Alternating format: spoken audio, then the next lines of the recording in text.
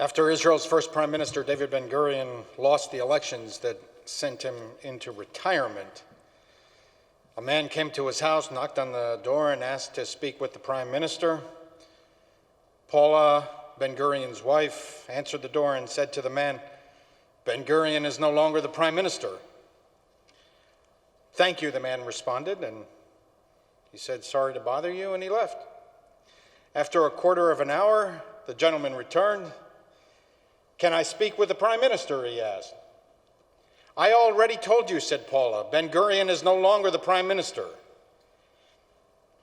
"Thank you," said the man. "Sorry to have bothered you." And he left. After a quarter of an hour, he returned. "Can I speak with the prime minister?"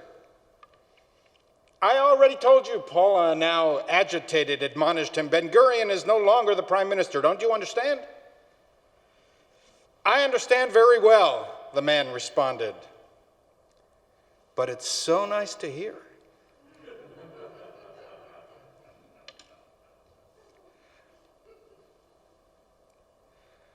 Several times during the inauguration, I started to tear up. My emotions took me completely by surprise. It started when Lady Gaga sang the national anthem with such passion, joy, and strength. Then when Kamala Harris took the oath of office, and then again when Joe Biden raised his hand and recited the oath. I'm struggling to interpret what was going on inside of me. I think these were tears of relief. I've never been traumatized. I've never been abused in my life. I don't know and can't describe what real trauma feels like. Still, I suspect that after 4 years of this kind of infliction of stress that just sat inside me without relent, day after day, week after week, month after month, year after year, of tension, I felt in some way that this heaviness would never lift. I think I suddenly realized that the excesses, distortions, cruelties, and verbal and physical bullying of the past 4 years had become so rooted in the landscape of the country as to affect me personally. So as I watched the inauguration, my brain was telling me there will soon be a transition of power. But my heart refused to believe that this nightmare was ending. And then it happened.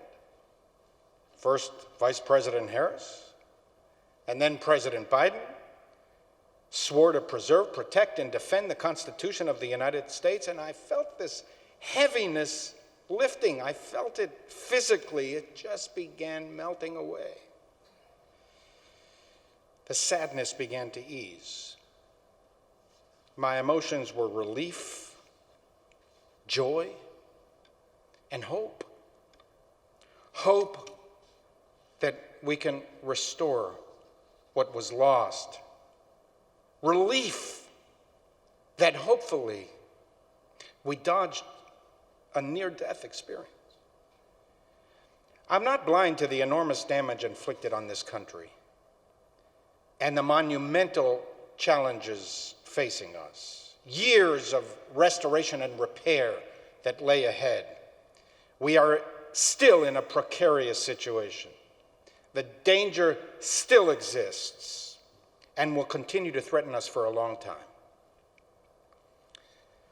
But to hear the national anthem, to view the hundreds of thousands of flags on the Great Mall reminded me that America is still America. We thought we might have lost her for good, but the broad stripes and bright stars were still gallantly streaming. To view the centuries-old ceremony of the transfer of power reassured me that the ceremony of innocence is not drowned. The center held. Things did not entirely fall apart. It is not yet true that the best lack all conviction and the worst are full of passionate intensity. Already 2 centuries ago, Alexis de Tocqueville made this prescient observation. The greatness of America lies not in being enlightened more than any other nation, but rather in her ability to repair her faults. Americans are no more enlightened than any other people. Everything that happened over there can happen over here. But this country has a miraculous capacity to restore herself, to repair her faults before it is too late. The inauguration ceremony reminded me how many great and good and talented people reside here, drawn to this land because of its values and ideals. The pain of trauma is exacerbated by the feeling that we're suffering alone.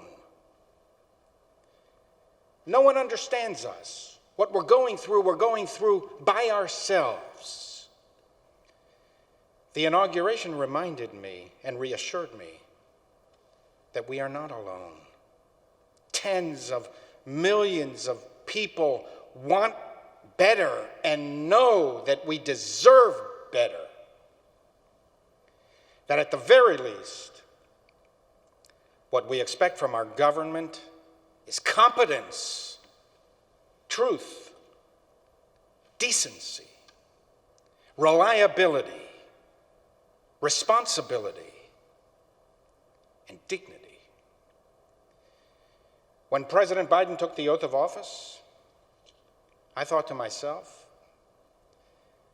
that the America that so many of us fell in love with and so many around the world pinned their hopes upon, that America was still possible.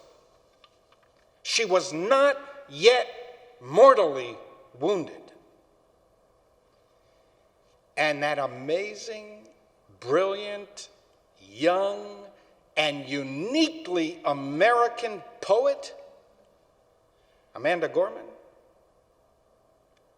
as she declared, when day comes, we ask ourselves, where can we find the light in this never-ending shade? The loss we carry, a sea we must wade, and yet the dawn is ours before we knew it. Somehow we do it. Somehow we've weathered and witnessed a nation that isn't broken, but simply unfinished. We will not march back to what was, but move to what shall be. A country that is bruised but whole, benevolent but bold, fierce and free. If we merge mercy with might and might with right, then love becomes our legacy and change our children's birthright. The new dawn blooms as we free it, for there is always light, if only we see it, if only we're brave enough to be it. As President Biden begins his monumental task of restoring a sense of decency to this country, I offer this prayer on your behalf, first recited at Congregation Beit Shalom in Richmond, Virginia, upon the inauguration of George Washington in 1789. El Tzvaot, God of hosts, you have placed the President of the United States to act as our leader. Bestow common sense, knowledge, and insight upon him. May he act justly towards us and bring joy to our hearts. May he lead us along the path of honor. God, protect and shield the vice presidents, senators, and representatives of the United States. May the hearts of our leaders be just and trustworthy. Provide success and bless our entire nation. May all those who love our country praise the Almighty God.